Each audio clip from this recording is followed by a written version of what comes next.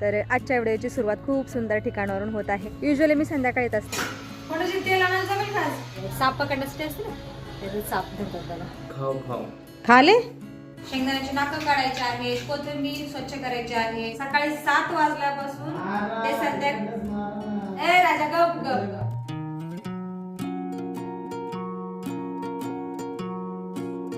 हरे कृष्ण मैत्रिणींनो, स्वागत आहे तुम्हा सर्वांचं. तर आजच्या व्हिडिओची सुरुवात खूप सुंदर ठिकाणावरून होत आहे.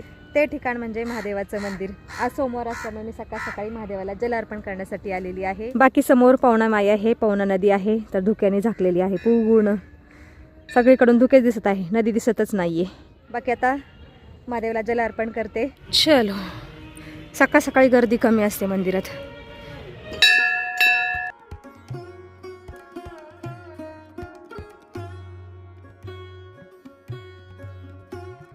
प्रणाम नंदी भगवान, शतकोटी प्रणाम.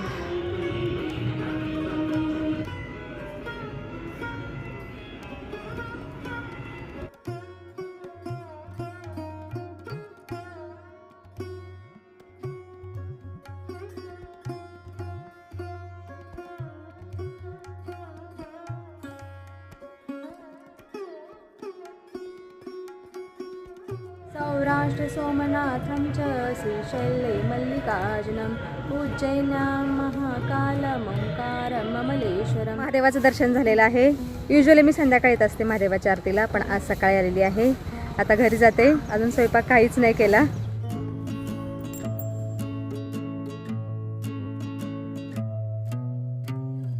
हांजी, कोई उठा की नाही? माझा बबडा उठलेला आहे. राधे राधे बेटा, कैसे हो? बढ़िया.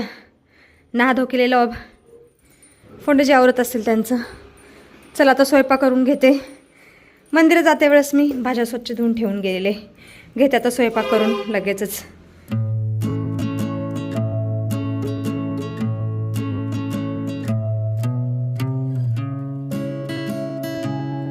देवासाठीचा नैवेद्य तयार झालेला आहे. पंडितजी लीजिए. ओम प्राणाय स्वाहा, अपानाय स्वाहा, व्यानाय स्वाहा, एकदंताय विद्महे वक्रतुंडाय धीमहि तन्नो दन्ति प्रचोदयात्.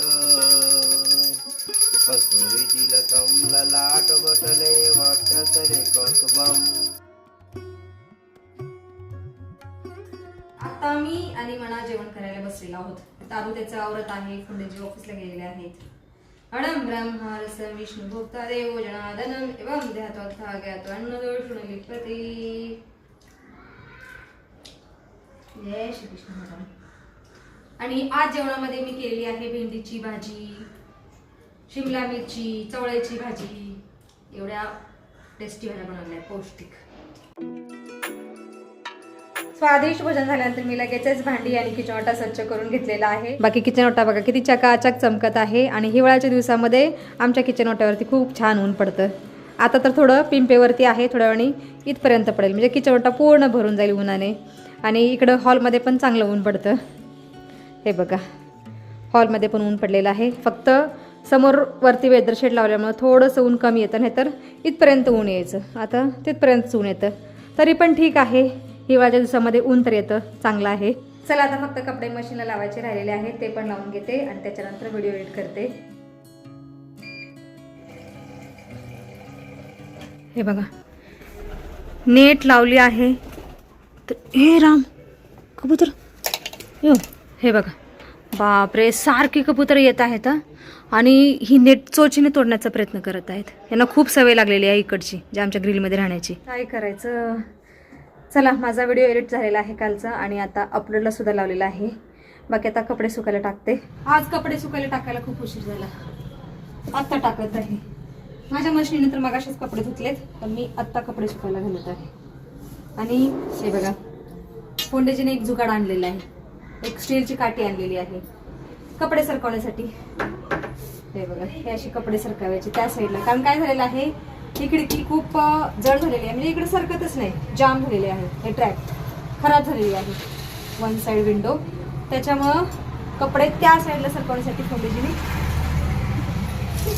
हे असं जुगाड आणलेलं आहे कपडे सरकवण्यासाठी. भारतीय जुगाड. काठी आण म्हटलं होतं, फोंडेजीने ही काठी आणलेली आहे. साप पकडण्यासाठी असते ना, त्याचे साप धरतात त्याला आणि त्या बॅगमध्ये घालतात, त्या प्रकारची काठी आहे. स्टिक आहे ही स्टीलची. चलो ठीक है, क्या ही कर सकते हैं. त्यांना मला बारीक तर आणायची तर अडचण होते ना, मागे थकते. क्या ही करे, लेके आए हैं ऐसा कुछ तो. परेशानी है, जब से कबूतर आए ना परेशानी आहे. जाम होऊन बसले आम्ही. तिकडचे 2 महिने खिडकीच उघडली नाही, तर पुन्हा अजून जाम झाले खिडकी. क्या कर सकते.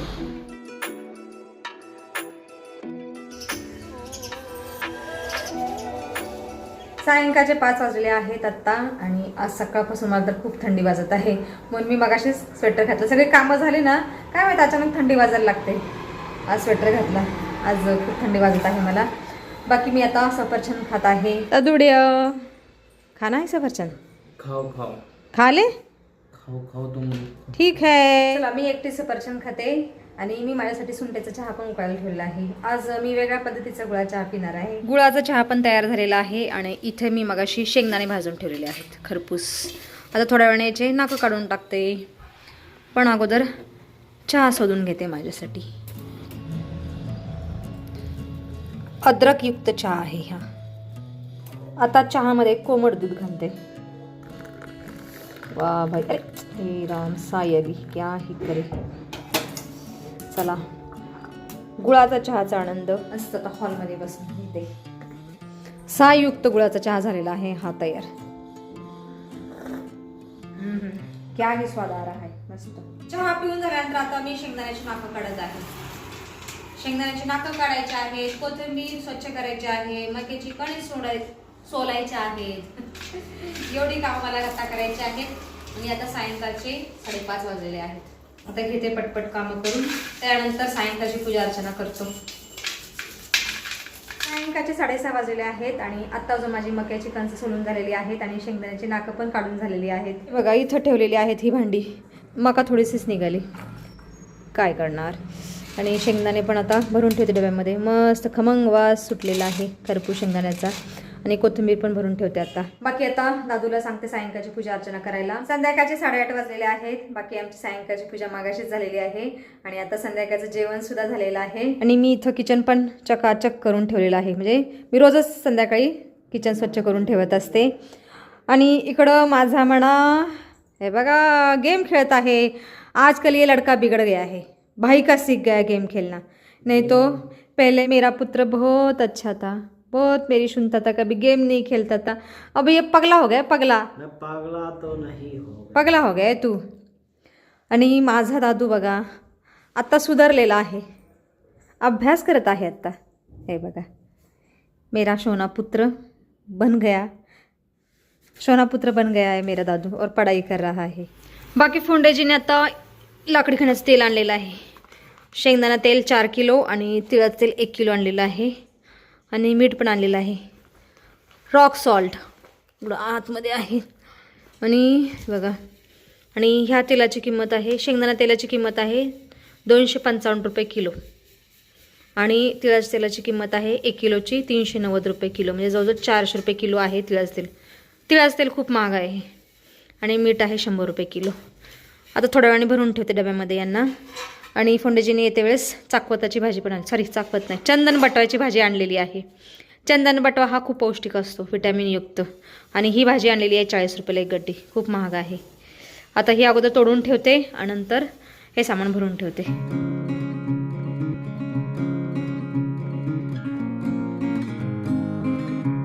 हे बघा मी 15 मिनिटं झाले भाजी तोडत आहे. भाजीला खूप वेळ लागत आहे तोडण्यासाठी. बारीक आहे आणि कोवळी भाजी आहे, त्याच्यामुळे खूप वेळ लागत आहे.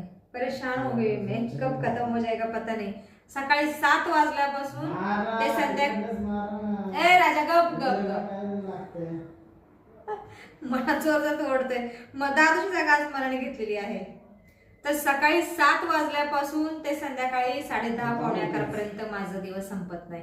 दिवसभर कामच करत असते आणि 2-2.5 तास एडिटिंग करते. बाकी उत्तराखंडच्या लोकांचे ब्लॉग बघते 1-2. त्याच्यानंतर मी फोन अजिबात ऑपरेट करत नाही, काहीच बघत नाही. फिर भी मुझे समय नहीं पुरता काम करने के लिए, क्या नहीं करे. असा जातो कामात दिवस. आणि आत्ता 10:30 वाजलेले आहेत आम्हाला ना ऍक्च्युली वॉकला जायचं होतं, नाईट वॉक, म्हणजे तसलं नाईट वॉक नाही, इथेच आपल्या टेरेसवरती फिरायचं होतं कोणी मला पण होणारच नाही, कारण आता 10:30 पावणे 11 वाजले. कधी जायचं, कधी झोपायचं, झाडू मारायचं आहे, तेलाचे पिशे भरून ठेवायचे आहेत, क्या ही करे, दिन पुरता नाही हे. तर व्हिडिओमध्ये सुद्धा आता आपण इथंच थांबूया. तुम्ही इथपर्यंत व्हिडिओ पाहिल्याबद्दल तुमचं खूप खूप धन्यवाद. भेटूया आपण पुढच्या व्हिडिओमध्ये.